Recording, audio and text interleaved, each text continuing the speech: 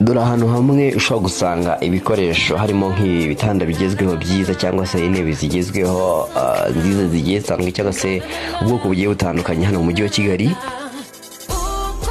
Amazing Shop Company Limited ni company rero igufasha kugukorera ibitanda bigezweho ndetse n'intebe zigezweho cyangwa se salo. Ushobora kuba wakwifuza ko tugukorera salo cyangwa se ugahitamo intebe wifuza cyangwa se ukaduha image y'intebe wifuza cyangwa se salo wifuza, tukaba twagukorera ibyo wifuza byose. Umukiriya ni umwami muri Amazing Shop Company Limited. Icyo ukora gusa nta kindi, uduha ishusho y'ibyo wifuza hanyuma tukabigukora ku giciro cyiza cyane. Bisobanuye ko ushatse no kudusura aho dukorera wadusura no mu Gakinjiro ka Gisozi hafi y'Umukindo.